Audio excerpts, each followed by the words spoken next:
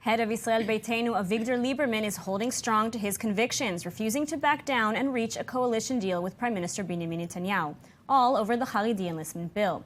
The clock runs out tonight, and so the question remains, will Lieberman be able to step back from his rigid demands? And does he know how this will all play out in the end? Joining me to discuss are Dr. Martin Sherman, the founder and executive director of the Israel Institute of Strategic Studies, Karovi, political advisor for the Labour Party, journalist and Israeli media personality Gad Harel, and on Skype we have Ziv Maor, former editor-in-chief of Mida. Welcome. Hi. So let's get started. Lieberman has made some bold statements, as has Prime Minister Benjamin Netanyahu. Will the two be able to reach an accord, or is it too late? Well, I think they will reach an accord in the last minute. I think they're playing rough, both of them, but I think they'll will, but nobody can assure that. We cannot promise it. We don't know what will happen. We might go to elections that nobody wants.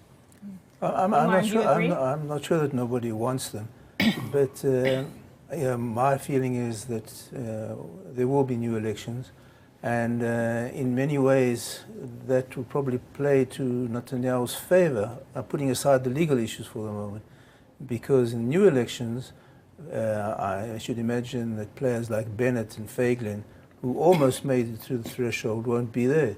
So the 8 mandates, almost 8 mandates, the 8 seats in the Knesset that the right wing lost, will gravitate to one of the bigger parties, and probably the Likud.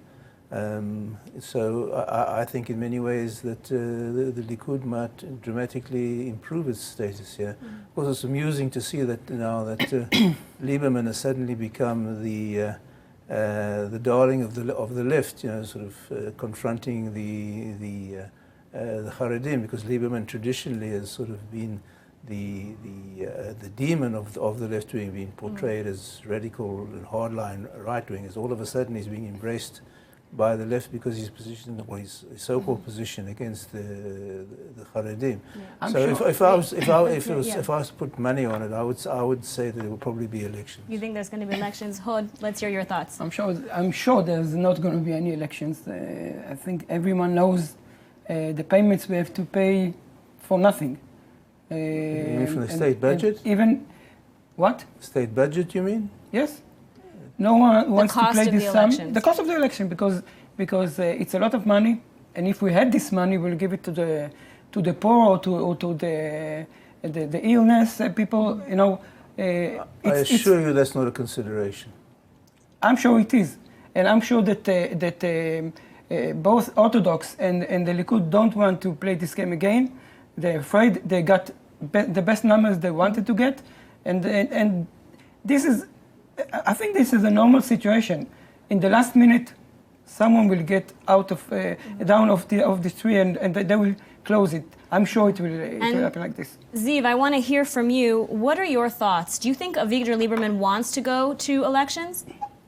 Definitely. I think this is a goal, and the whole drafting of the Haredim is merely a quite transparent spin.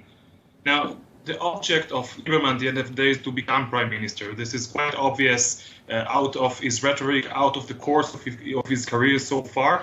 And he is part of a group of about a dozen people who believe that they have the right to the prime minister's chair, and that the only thing that distinguishes between them and this so-called divine right that they think that they have is the fact that Netanyahu is still relevant. Now, Netanyahu, early the last elections, the one that we had a month and a half ago, he did so because he did not want elections in the shades of an indictment. This was the purpose of earlying the past elections.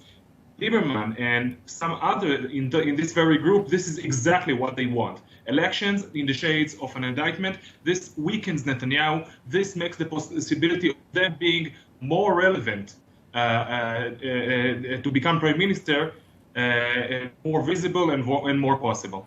But if Lieberman wants to become prime minister, the last thing he should be doing is alienating the Haredim, because that puts him in the same boat as Yair Lapid.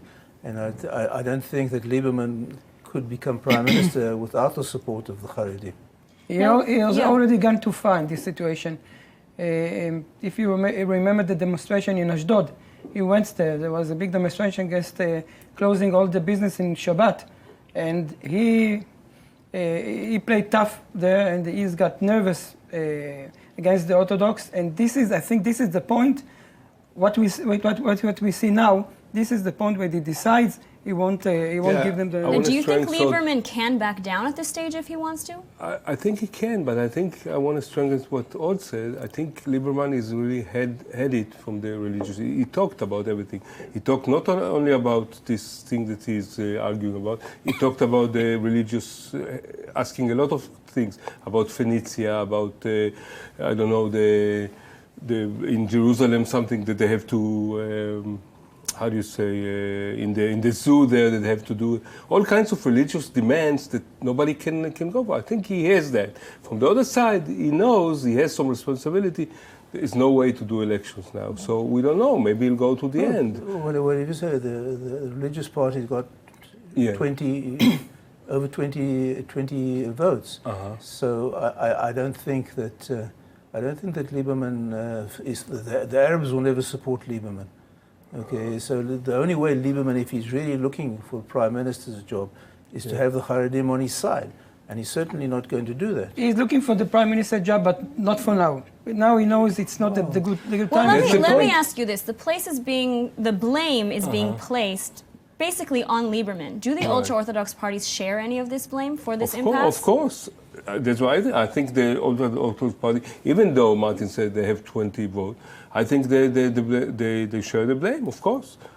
Of course they share the blame. They're not, a lot of the public in Israel, not only Lieberman, he sees himself as the big defender, but the public in Israel also believes that the Orthodox are exaggerated. Netanyahu is surrendering to them. Lieberman's guilt on the current situation, I might add that the Israeli public in general prioritizes the issue of drafting the Haredim rather low, maybe the 15th or the 20th topic that needs to be discussed. It is the Supreme Court that basically coerces the political system to discuss this over and over again. The public in general does not care. This means that the public definitely does not want to go to another elections on this merit. And I do believe to some extent that Lieberman, if we eventually end up going to elections, and I do believe this to be the case, and I do believe that this is how it will end up, if this eventually happens, Lieberman will have to pay a price for pulling us back into this abyss of elections, once again, for a reason that is not so important to the public. So, Ziv, you brought up an interesting point about if we do go to election, who will win from an election and who will lose from an election? Martin? Well, I think the right will probably be strengthened arithmetically. That's what it should happen, because in the last elections, the right wing actually lost almost 8 seats because they didn't get through the threshold. And as I said before, if Bennett doesn't run and Zehut doesn't run, and they probably won't because they don't think they have the financing, then those extra mandates will probably gravitate towards the Likud or the Jewish Home and strengthen those parties. So putting Netanyahu's legal problems aside for the moment, I think on the basis of that, the right wing could be strengthened. But I just going back to the enlistment issue for a second, I certainly been a strong supporter of enlisting the Haredim into the IDF.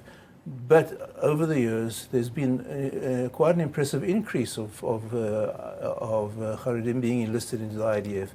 And I'm not sure that the way to do it is the way that Lieberman's going about it. I think there has to be some kind of coercion involved. But I think that in the mix between persuasion and coercion, I think persuasion has a larger role to play.